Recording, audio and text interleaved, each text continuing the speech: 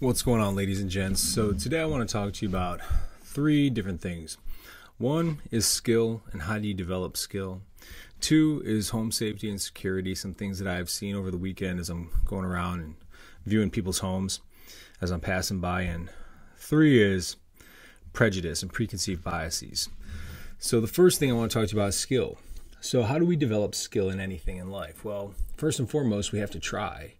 If we never try, then we're never going to develop any skill. And unfortunately, a lot of the time, we end up talking ourselves out of even trying new things because our brain, at a primitive, unconscious level, doesn't enjoy change. It knows that it's surviving the way that it is, so why would it try something new? Because something new is unknown, and unknown could potentially mean death, which is the number one avoidance our unconscious primitive brain always wants us to have. So that's why we feel anxiety, worry, fear anytime we're going into something new. But if you never learn how to push past that, push through that, then you're never going to develop new skill, and you're never going to grow as an individual, and you're never going to have the life that you want. And so how do we develop skill? We develop skill by having good guidance or teaching, coaching, mentoring, and by doing the repetitions in order to develop said skills. So when we're learning something new, it's like walking through a forest for the first time. If you walk through a forest just once and then you walk out, that trail is going to get overgrown really easily. I mean, hell, the wind blows and all of a sudden you can't even see where you walked in and out of the forest at. That's the equivalent to doing something once or twice. That's the pathway being developed in the brain. Now, if you do something hundreds, thousands, 10,000 times is what they say you need in order to really solidify that neural connection in the brain, what you're doing is you're walking up and down that exact same trail 10,000 times. What's going to happen? You're going to beat the grass down. You're going to kill the grass. You're going to make a dirt path. You do it enough times, eventually you could take an ATV through there, and then a car, and then you pave it, and then you have a super highway where major transportation routes are being run through. Same exact concept when it comes to the brain and learning a new skill. You have to have that good guidance to establish that foundation.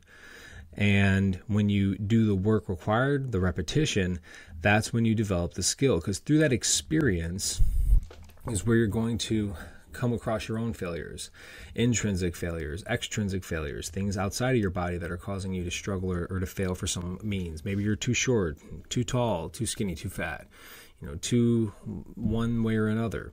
And then maybe there's environmental factors that you have to adapt to, like when it's cold, when it's hot, when it's windy, when it's snowing, when it's raining, when it's nighttime, when it's daytime, etc.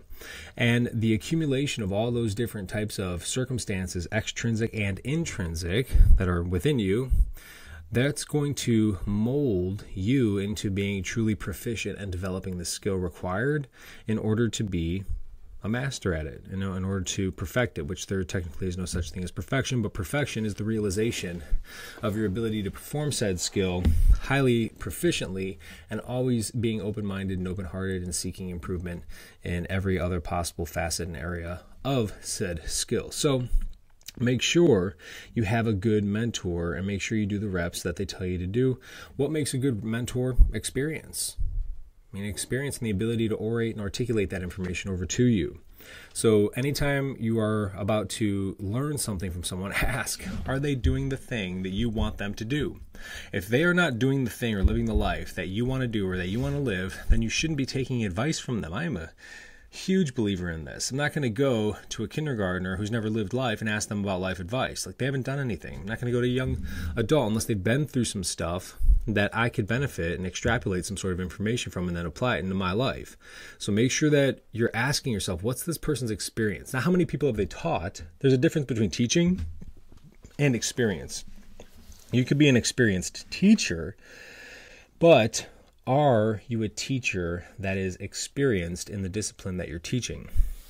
Like when you go to Harvard Business School, people are teaching business and they've never run a multi-million-dollar company in their life. They're broke. That doesn't make any sense to me. So always challenge the teacher. Ask yourself who they are, where they're coming from, what their experience is. And I don't mean challenges in like, well, what about this? You're in person. I'm just saying, ask yourself these questions prior to signing up for their class or working with them or watch their content and actually like determine yourself, like, hey, is this somebody I could trust that they know what they're doing? Then when they give you the skills to develop, you need to do the repetition in order to develop that skill, the practice, the actual roadmap and the blueprint. You need to do that practice because there is no shortcut around that, ladies and gents. People always want to be talented, but you don't even know if you're talented at something until you've already done 99.9% of the work. That's when talent begins to come in.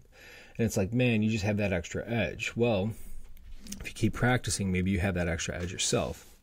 Now, moving on to like the next topic of like home safety and security, I just want to say this, is that if you never practice home safety and security, you're never going to be good at it.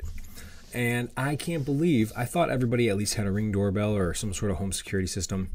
And as I'm going through the neighborhoods over the weekend riding this bike, I'm looking at people's homes, and only like 12% had some sort of home security system in place.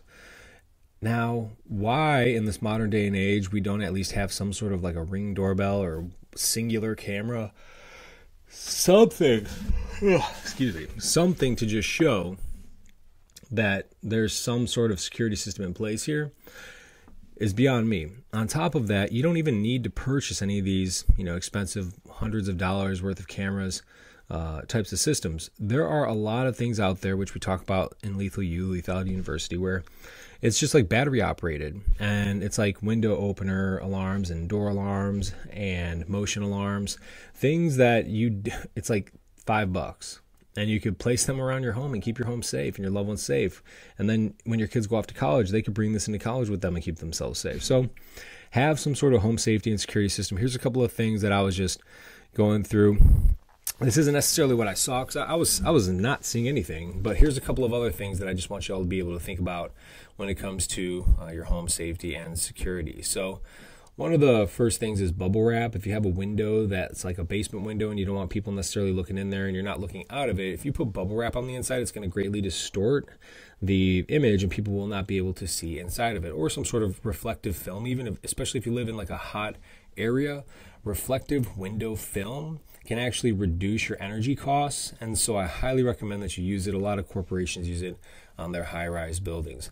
Another thing is for your electronics or your highly valuable items, etch in them some sort of engraving, ID number, something along that line. So if your stuff is ever stolen, then you're going to easily be able to reacquire it. And honestly, if I'm a criminal and I see that this thing has like some big marking in it, I'm probably not going to want to take it anyways. I'm going to try to scrape off all the stickers that I possibly can. And then if I see something is like sketched in there or etched in there, it's going to be much more difficult for me to sell that item. So at least in that case, they're not getting to reap the benefit off of your stolen item.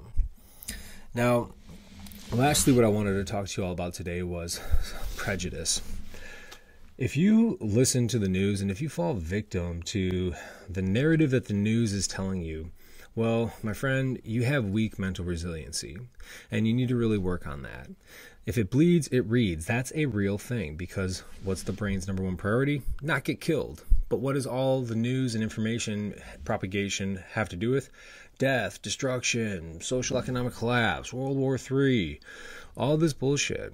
And what it's designed to do is to raise your sympathetic nervous system, your fear, fight, based response, your survival instinct, so that you stay glued to it and attending to it. And ultimately, they get paid off of your attention. But what happens, unfortunately, is that we begin to develop a lot of biases. Our computer search algorithms, I'll never forget this. I wish I would have recorded it. One of my young dudes, he was a young black guy, and I'm a little bit older of a white dude, totally different backgrounds, and we're working together on a job. And I told him, I was like, I want you to Google Donald Trump. And I Googled Donald Trump. And we both looked at our phones, and completely different search results based off of our socioeconomic status. So like his was all about, how Donald Trump is screwed up and messed up and a criminal. And mine was all about how Donald Trump is, the greatest thing since sliced bread.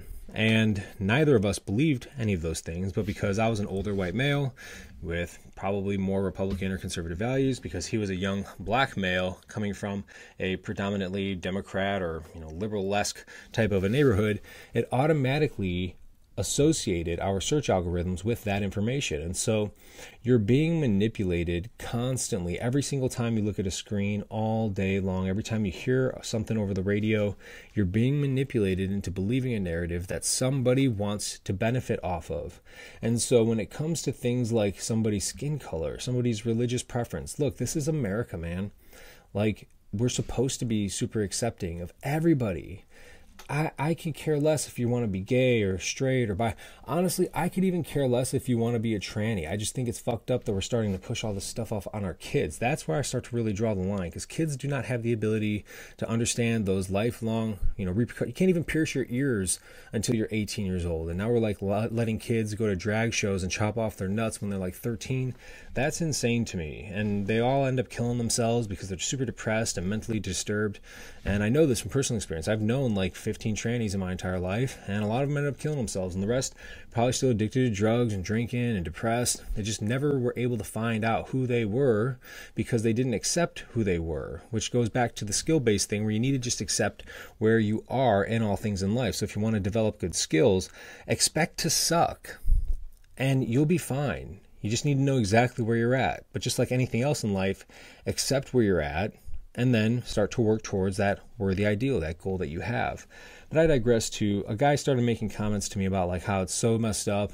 Muslims are praying in schools. I could care less. Good. I want them to be able to pray in schools. I want everybody to be able to express themselves as long as it doesn't cause harm or some sort of manipulation to those around them. Pursue happiness, my friends.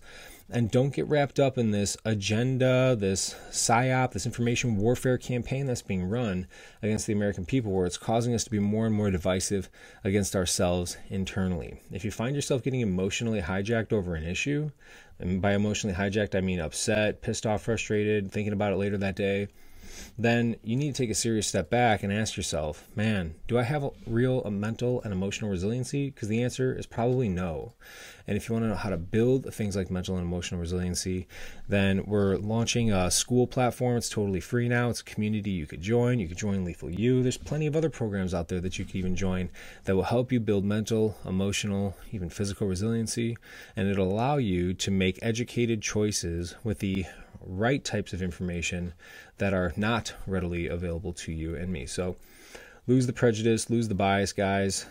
Let's just love one another, and the way that we love one another is through action. Love is a verb, and the best way that you could ever show your love and appreciation and support for somebody is by standing up for them anytime they're ever being picked on or taken advantage of or victimized. Always do what's right. Learn how to stand up for good, and you do that by becoming lethal. Mindset, discipline, skill sets, and habits, guys. All right, everyone, that's it for this week. Remember, skill sets, you're going to suck at the start. Just accept it and be fine with it and have fun with your progression, and then measure how the metrics develop and you perform more. That's more of a empowerment topic. Have home security devices, like really basic stuff. And if you need advice on cheaper options, that's what Lethal You and myself are here for. And then ultimately, lose the prejudice, lose the bias. Don't become a victim to this massive media hate wave propaganda that they got going on, which is all just designed to tear us all apart.